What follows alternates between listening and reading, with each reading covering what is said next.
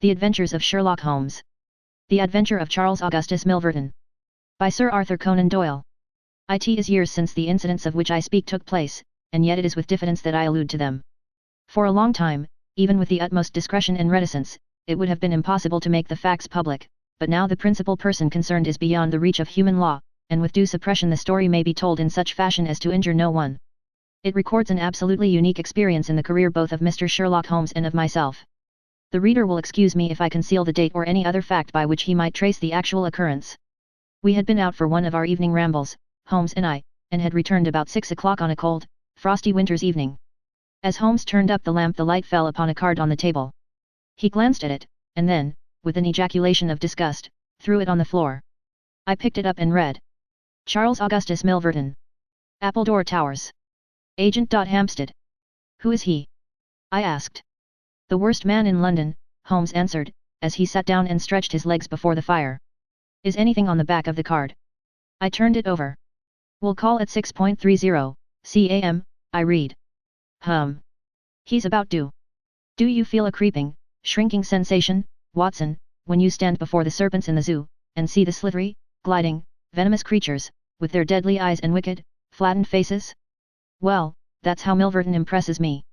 I've had to do with 50 murderers in my career, but the worst of them never gave me the repulsion which I have for this fellow. And yet I can't get out of doing business with him. Indeed, he is here at my invitation. But who is he? I'll tell you, Watson. He is the king of all the blackmailers. Heaven help the man, and still more the woman, whose secret and reputation come into the power of Milverton. With a smiling face and a heart of marble, he will squeeze and squeeze until he has drained them dry. The fellow is a genius in his way, and would have made his mark in some more savory trade.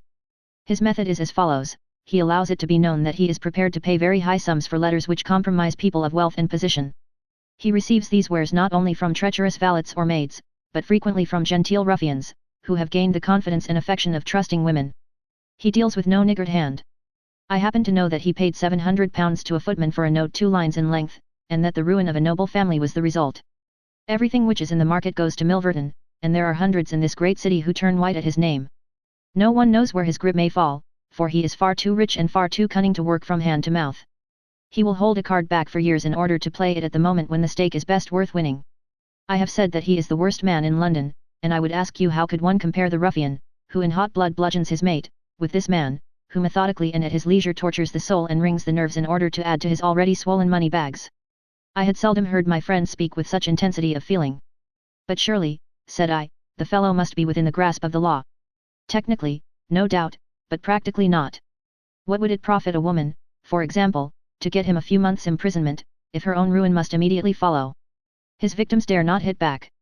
If ever he blackmailed an innocent person, then indeed we should have him, but he is as cunning as the evil one. No, we must find other ways to fight him. And why is he here? Because an illustrious client has placed her piteous case in my hands. It is the Lady Eva Blackwell, the most beautiful debutante of last season. She is to be married in a fortnight to the Earl of Dovercourt. This fiend has several imprudent letters, imprudent, Watson, nothing worse, which were written to an impecunious young squire in the country. They would suffice to break off the match. Milverton will send the letters to the Earl unless a large sum of money is paid him. I have been commissioned to meet him, and, to make the best terms I can. At that instant there was a clatter and a rattle in the street below. Looking down I saw a stately carriage and pair, the brilliant lamps gleaming on the glossy haunches of the noble chestnuts. A footman opened the door, and a small, stout man in a shaggy astrakhan overcoat descended. A minute later he was in the room. Charles Augustus Milverton was a man of 50, with a large, intellectual head, a round, plump, hairless face, a perpetual, frozen smile, and 2 keen grey eyes, which gleamed brightly from behind broad, gold-rimmed glasses. There was something of Mr. Pickwick's benevolence in his appearance, marred only by the insincerity of the fixed smile and by the hard glitter of those restless and penetrating eyes. His voice was as smooth and suave as his countenance, as he advanced with a plump little hand extended, murmuring his regret for having missed us at his first visit. Holmes disregarded the outstretched hand and looked at him with a face of granite. Milverton's smile broadened, he shrugged his shoulders, removed his overcoat, folded it with great deliberation over the back of a chair, and then took a seat. "This gentleman," said he, with a wave in my direction. "Is it discreet? Is it right? Dr. Watson is my friend and partner." "Very good, Mr. Holmes. It is only in your client's interests that I protested. The matter is so very delicate. Dr. Watson has already heard of it. Then we can proceed to business. You say that you are acting for Lady Eva. Has she empowered you to accept my terms? What are your terms? £7,000. And the alternative? My dear sir, it is painful for me to discuss it, but if the money is not paid on the 14th, there certainly will be no marriage on the 18th. His insufferable smile was more complacent than ever. Holmes thought for a little. You appear to me, he said, at last, to be taking matters too much for granted. I am, of course, familiar with the contents of these letters. My client will certainly do what I may advise. I shall counsel her to tell her future husband the whole story, and to trust to his generosity. Milverton chuckled. You evidently do not know the Earl, said he.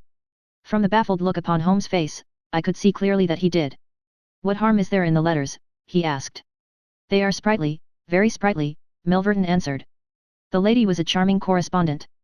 But I can assure you that the Earl of Dovercourt would fail to appreciate them. However, since you think otherwise, we will let it rest at that. It is purely a matter of business. If you think that it is in the best interests of your client that these letters should be placed in the hands of the Earl, then you would indeed be foolish to pay so large a sum of money to regain them. He rose and seized his astrakhan coat. Holmes was grey with anger and mortification. Wait a little, he said. You go too fast. We should certainly make every effort to avoid scandal in so delicate a matter. Milverton relapsed into his chair.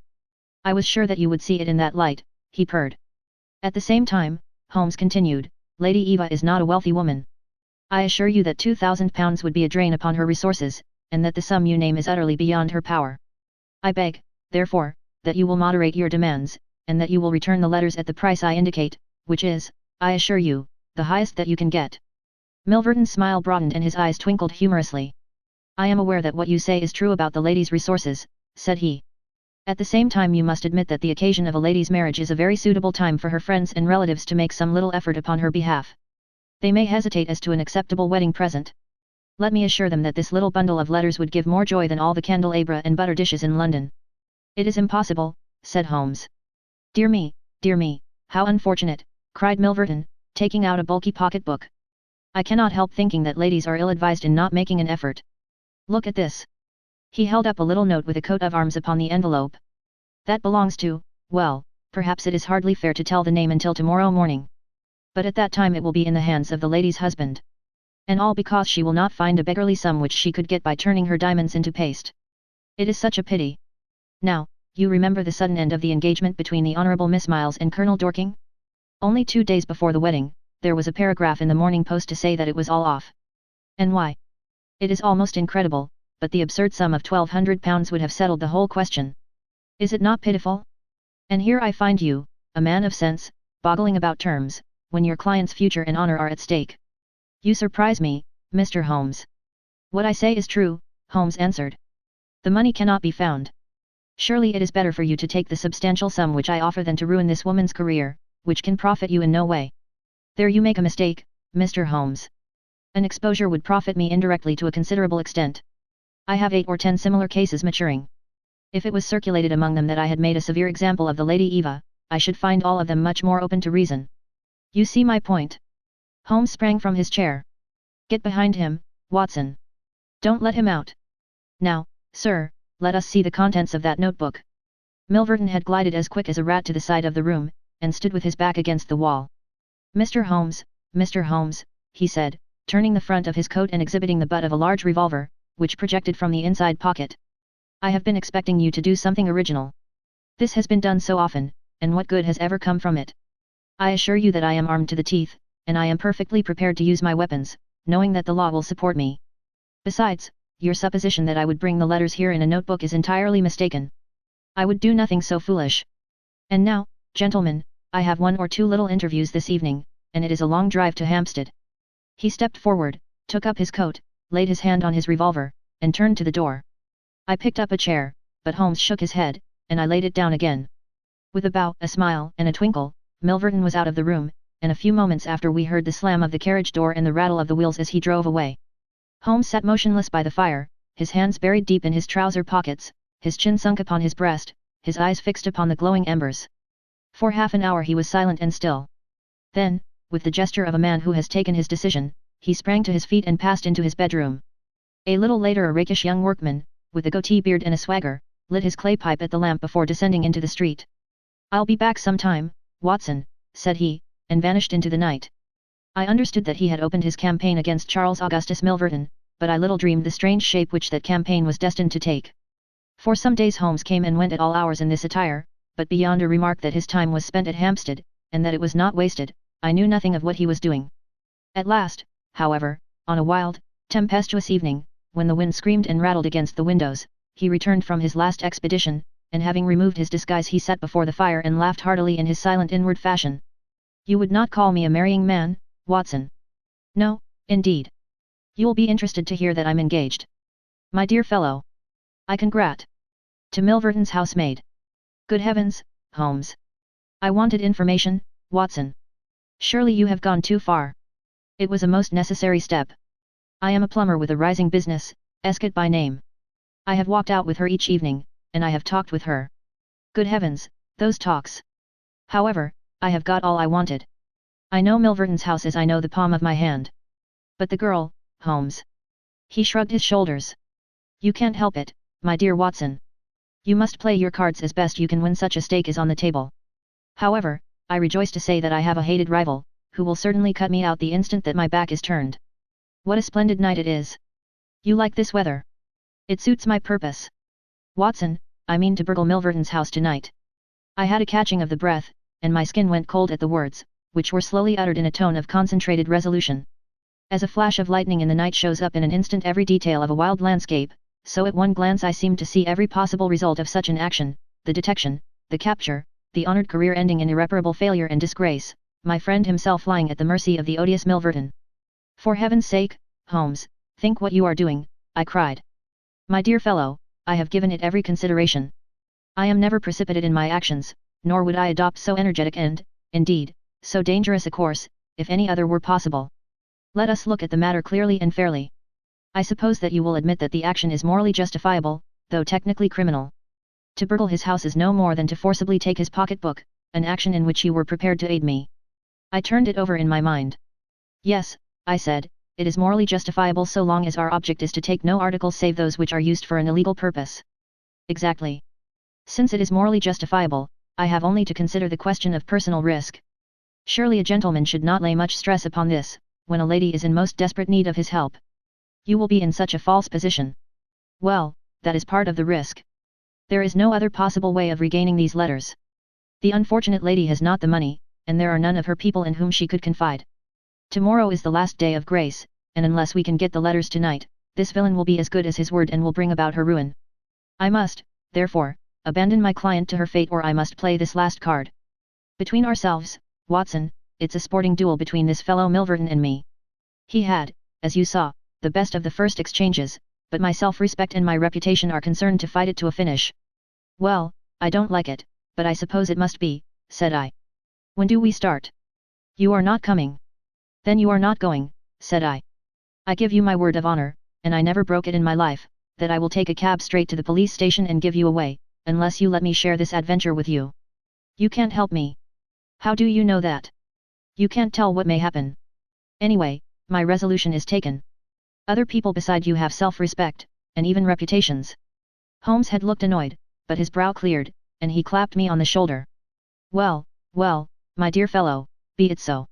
We have shared this same room for some years, and it would be amusing if we ended by sharing the same cell. You know, Watson, I don't mind confessing to you that I have always had an idea that I would have made a highly efficient criminal. This is the chance of my lifetime in that direction. See here." He took a neat little leather case out of a drawer, and opening it he exhibited a number of shining instruments. "This is a first-class, up-to-date burgling kit, with nickel-plated jemmy, diamond-tipped glass cutter, adaptable keys, and every modern improvement which the march of civilization demands. Here, too, is my dark lantern. Everything is in order. Have you a pair of silent shoes?" "I have rubber-soled tennis shoes." "Excellent. And a mask?" "I can make a couple out of black silk." "I can see that you have a strong, natural turn for this sort of thing." "Very good. Do you make the masks? We shall have some cold supper before we start. It is now 9:30. At 11 we shall drive as far as Church Row. It is a quarter of an hour's walk from there to Appledore Towers. We shall be at work before midnight. Milverton is a heavy sleeper, and retires punctually at 10:30. With any luck we should be back here by 2, with the Lady Eva's letters in my pocket." Holmes and I put on our dress clothes, so that we might appear to be two theatre-goers homeward bound. In Oxford Street we picked up a hansom and drove to an address in Hampstead. Here we paid off our cab, and with our greatcoats buttoned up, for it was bitterly cold and the wind seemed to blow through us, we walked along the edge of the heath. "It's a business that needs delicate treatment," said Holmes. "These documents are contained in a safe in the fellow's study, and the study is the anteroom of his bedchamber. On the other hand, like all these stout, little men who do themselves well, he is a plethoric sleeper. Agatha, that's my fiancé, says it is a joke in the servants' hall that it's impossible to wake the master. He has a secretary who is devoted to his interests, and never budges from the study all day. That's why we are going at night. Then he has a beast of a dog which roams the garden. I met Agatha late the last 2 evenings, and she locks the brute up so as to give me a clear run. This is the house, this big one in its own grounds. Through the gate, now to the right among the laurels. We might put on our masks here, I think. You see, there is not a glimmer of light in any of the windows, and everything is working splendidly. With our black silk face coverings, which turned us into 2 of the most truculent figures in London, we stole up to the silent, gloomy house. A sort of tiled veranda extended along one side of it, lined by several windows and 2 doors. That's his bedroom, Holmes whispered. This door opens straight into the study. It would suit us best, but it is bolted as well as locked, and we should make too much noise getting in. Come round here. There's a greenhouse which opens into the drawing room. The place was locked, but Holmes removed a circle of glass and turned the key from the inside. An instant afterwards he had closed the door behind us, and we had become felons in the eyes of the law. The thick, warm air of the conservatory and the rich, choking fragrance of exotic plants took us by the throat. He seized my hand in the darkness and led me swiftly past banks of shrubs which brushed against our faces. Holmes had remarkable powers, carefully cultivated, of seeing in the dark. Still holding my hand in one of his, he opened a door, and I was vaguely conscious that we had entered a large room in which a cigar had been smoked not long before. He felt his way among the furniture, opened another door, and closed it behind us. Putting out my hand I felt several coats hanging from the wall, and I understood that I was in a passage. We passed along it, and Holmes very gently opened a door upon the right-hand side. Something rushed out at us and my heart sprang into my mouth, but I could have laughed when I realized that it was the cat. A fire was burning in this new room, and again the air was heavy with tobacco smoke. Holmes entered on tiptoe, waited for me to follow, and then very gently closed the door. We were in Milverton's study, and a portiere at the farther side showed the entrance to his bedroom. It was a good fire, and the room was illuminated by it. Near the door I saw the gleam of an electric switch, but it was unnecessary, even if it had been safe, to turn it on. At one side of the fireplace was a heavy curtain which covered the bay window we had seen from outside. On the other side was the door which communicated with the veranda.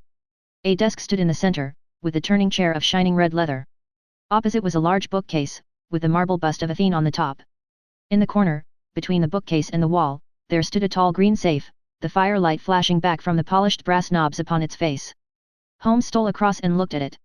Then he crept to the door of the bedroom, and stood with slanting head listening intently. No sound came from within. Meanwhile it had struck me that it would be wise to secure our retreat through the outer door, so I examined it. To my amazement, it was neither locked nor bolted. I touched Holmes on the arm, and he turned his masked face in that direction. I saw him start, and he was evidently as surprised as I. "I don't like it," he whispered, putting his lips to my very ear. "I can't quite make it out. Anyhow, we have no time to lose. Can I do anything?" "Yes, stand by the door. If you hear anyone come, bolt it on the inside, and we can get away as we came. If they come the other way, we can get through the door if our job is done, or hide behind these window curtains if it is not. Do you understand?" I nodded, and stood by the door. My first feeling of fear had passed away, and I thrilled now with a keener zest than I had ever enjoyed when we were the defenders of the law instead of its defiers. The high object of our mission, the consciousness that it was unselfish and chivalrous, the villainous character of our opponent, all added to the sporting interest of the adventure. Far from feeling guilty, I rejoiced and exulted in our dangers. With a glow of admiration I watched Holmes unrolling his case of instruments and choosing his tool with the calm, scientific accuracy of a surgeon who performs a delicate operation. I knew that the opening of safes was a particular hobby with him, and I understood the joy which it gave him to be confronted with this green and gold monster, the dragon which held in its maw the reputations of many fair ladies. Turning up the cuffs of his dress coat, he had placed his overcoat on a chair. Holmes laid out 2 drills, a jemmy, and several skeleton keys. I stood at the center door with my eyes glancing at each of the others, ready for any emergency, though, indeed, my plans were somewhat vague as to what I should do if we were interrupted. For half an hour, Holmes worked with concentrated energy, laying down one tool, picking up another, handling each with the strength and delicacy of the trained mechanic. Finally I heard a click, the broad green door swung open, and inside I had a glimpse of a number of paper packets, each tied, sealed, and inscribed. Holmes picked one out, but it was hard to read by the flickering fire, and he drew out his little dark lantern, for it was too dangerous, with Milverton in the next room, to switch on the electric light. Suddenly I saw him halt, listen intently, and then in an instant he had swung the door of the safe to, picked up his coat, stuffed his tools into the pockets, and darted behind the window curtain, motioning me to do the same. It was only when I had joined him there that I heard what had alarmed his quicker senses. There was a noise somewhere within the house. A door slammed in the distance. Then a confused, dull murmur broke itself into the measured thud of heavy footsteps rapidly approaching. They were in the passage outside the room. They paused at the door. The door opened. There was a sharp snick as the electric light was turned on. The door closed once more, and the pungent reek of a strong cigar was borne to our nostrils.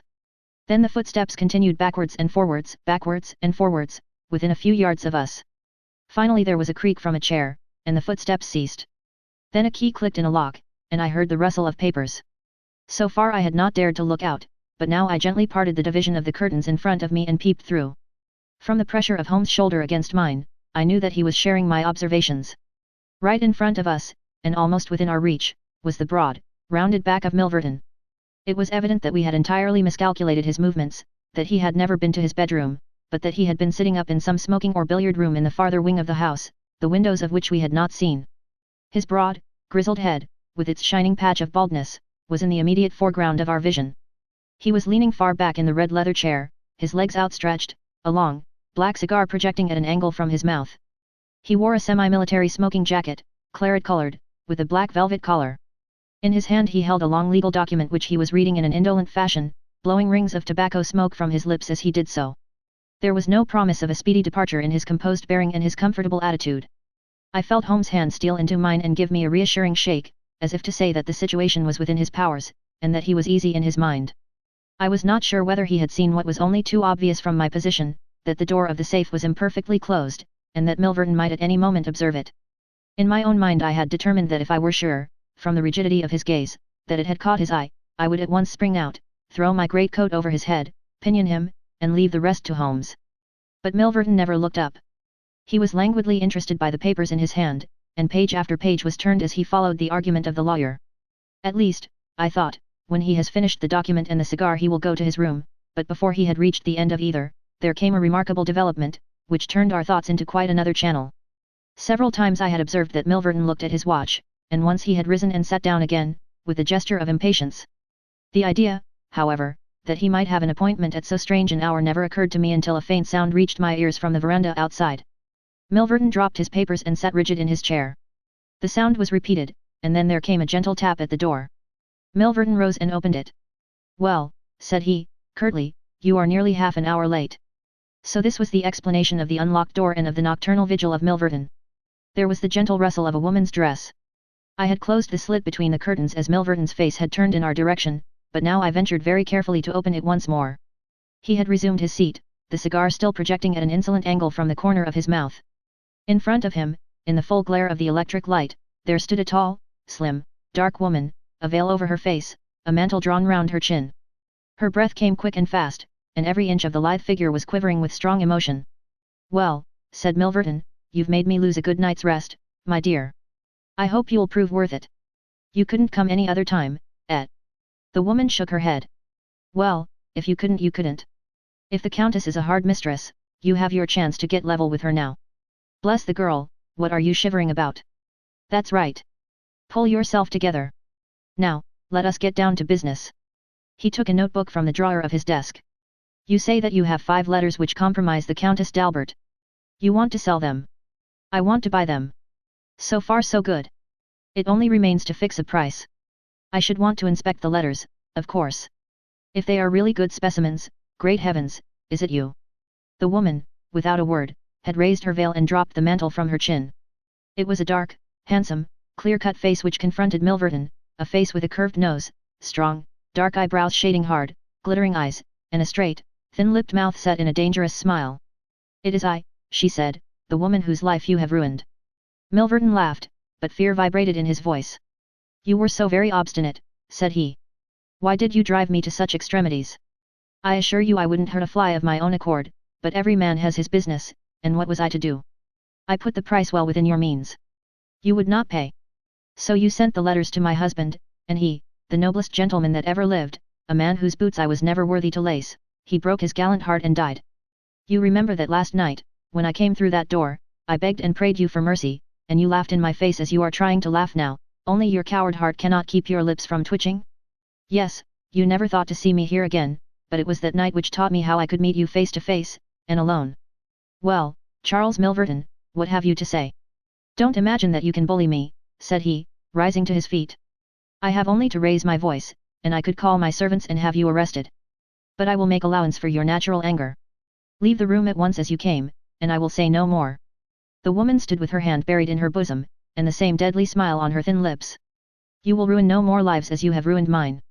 You will wring no more hearts as you wrung mine. I will free the world of a poisonous thing. Take that, you hound, and that, and that, and that, and that. She had drawn a little gleaming revolver, and emptied barrel after barrel into Milverton's body, the muzzle within 2 feet of his shirt front. He shrank away and then fell forward upon the table, coughing furiously and clawing among the papers. Then he staggered to his feet, received another shot, and rolled upon the floor. You've done me, he cried, and lay still. The woman looked at him intently, and ground her heel into his upturned face. She looked again, but there was no sound or movement. I heard a sharp rustle, the night air blew into the heated room, and the avenger was gone. No interference upon our part could have saved the man from his fate, but, as the woman poured bullet after bullet into Milverton's shrinking body, I was about to spring out, when I felt Holmes' cold, strong grasp upon my wrist.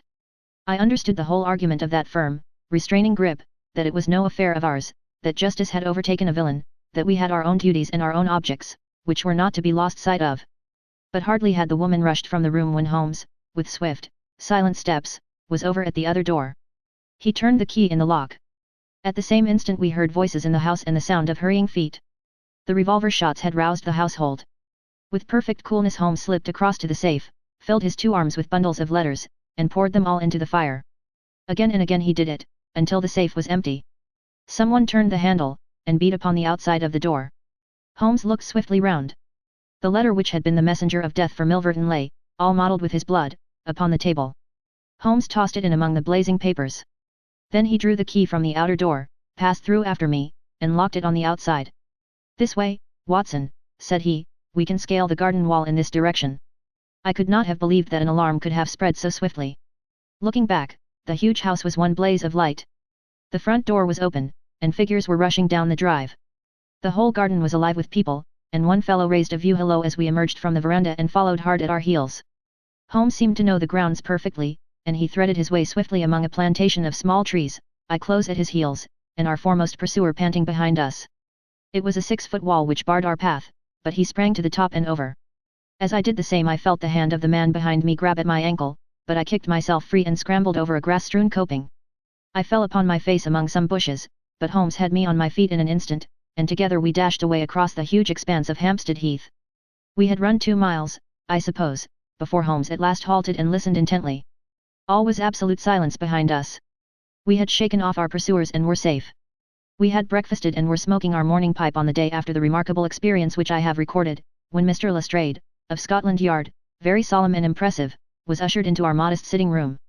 He fell forward upon the table, coughing furiously and clawing among the papers. "Good morning, Mr. Holmes," said he, "good morning. May I ask if you are very busy just now?" "Not too busy to listen to you. I thought that, perhaps, if you had nothing particular on hand, you might care to assist us in a most remarkable case, which occurred only last night at Hampstead." "Dear me," said Holmes. "What was that?" "A murder, a most dramatic and remarkable murder. I know how keen you are upon these things, and I would take it as a great favor if you would step down to Appledore Towers, and give us the benefit of your advice. It is no ordinary crime. We have had our eyes upon this Mr. Milverton for some time, and, between ourselves, he was a bit of a villain. He is known to have held papers which he used for blackmailing purposes. These papers have all been burned by the murderers. No article of value was taken, as it is probable that the criminals were men of good position, whose sole object was to prevent social exposure." "Criminals," said Holmes. "Plural."